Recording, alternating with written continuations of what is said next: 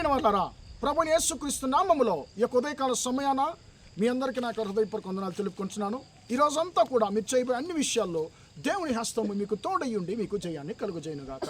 ప్రియులారా, కీర్తన గ్రంథము 30వ కీర్తన 11వ వచనము ఇలా సెలవిస్తుంది, నా అంగలార్పును నీవు నాట్యముగా మార్చి ఉన్నావు అనేటువంటి మాటను మనం ఇప్పుడు చూస్తున్నామండి.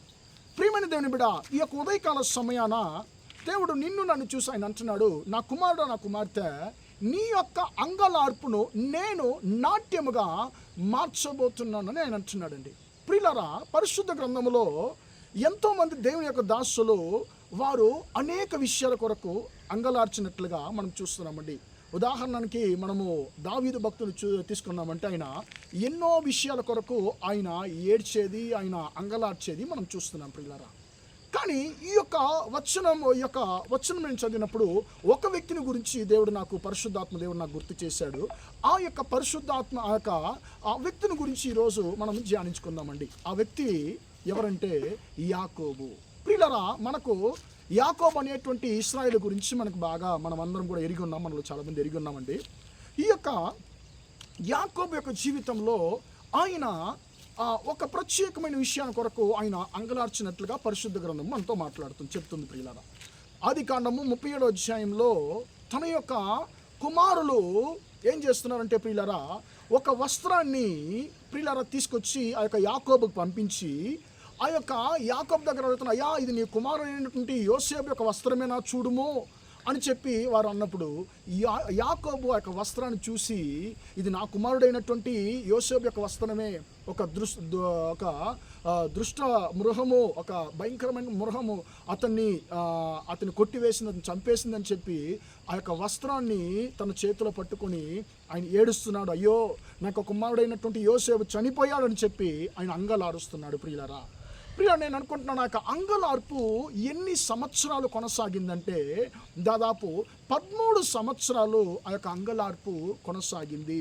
ఆయన తన కుమారుని మర్చిపోలేకపోతున్నాడు. ఎందుకంటే అంతగా ఆయన తన యొక్క కుమారుడైనటువంటి యోసేపును ఎక్కువగా ప్రేమించాడు. ఇప్పుడు తన కుమారుడు చనిపోయాడని చెప్పి ఆయన అంగలారుస్తూనే ఉన్నాడు. ప్రియులారా, మా రోజులు ఒక సంవత్సరము, 5 సంవత్సరాలు, 10 సంవత్సరాలు, దాదాపు 13 సంవత్సరాలు అయినా కూడా ఇంకా ఆ యొక్క యాకోబు యొక్క మనస్సులో తన యొక్క కుమారుని గురించి అంగలార్పు ఇంకా కూడా ఉంది. కుమారుని మర్చిపోలేకపోతున్నాడు. ప్రియులారా, యాకోబు యొక్క అంగలార్పును దేవుడు చూశాడు, యెహోవా చూశాడు. ప్రియులారా, ఒక దినము ఏ యొక్క కుమారులైతే యోసేపు చనిపోయాడు అనేటువంటి వర్తమానాన్ని తన యొక్క తండ్రికి అందజేశారో, వారు మళ్ళీ 13 సంవత్సరాల తర్వాత ఇంకొక వర్తమానాన్ని, ఒక సందేశాన్ని అందిస్తున్నారు.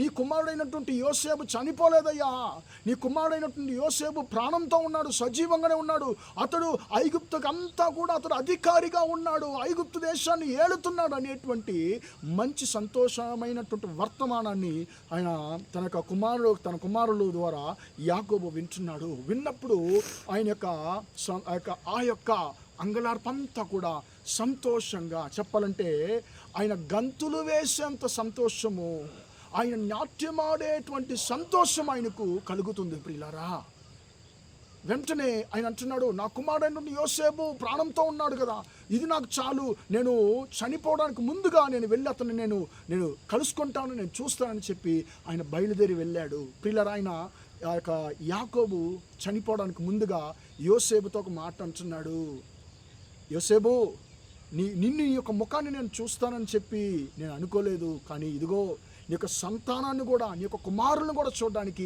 దేవుడు నాకు కృప చేశాడని చెప్పి దేవుని యొక్క క్రియను అక్కడ యాకోబు జ్ఞాపకం చేసుకునేది మనం చూస్తున్నాం. ప్రియులారా, ప్రియమైన దేవుని బిడ్డ, నీ జీవితంలో కూడా నువ్వు అంగలారుస్తున్నావేమో, నీ జీవితంలో ఏదో కొన్ని విషయాల కొరకు నువ్వు అనేక సంవత్సరాలుగా అంగలారుస్తున్నావేమో, అయ్యో నాకు ఇది ఇలా జరిగిందని చెప్పి నువ్వు అంగలారుస్తున్నావేమో.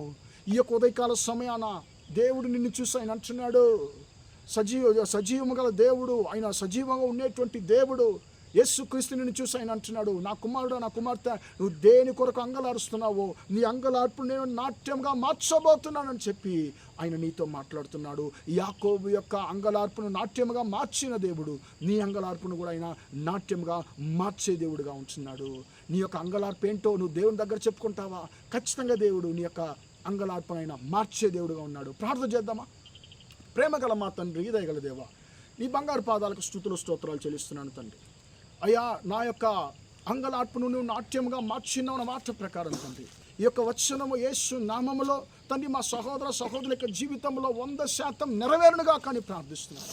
నా యొక్క అంగలార్పును నాట్యముగా మార్చినావు అన్న మాట ప్రకారం తండ్రి, వీరి యొక్క అంగలార్పు అంతా కూడా నాట్యముగా యేసు నామములో మారునుగా కానీ ప్రార్థిస్తున్నాను.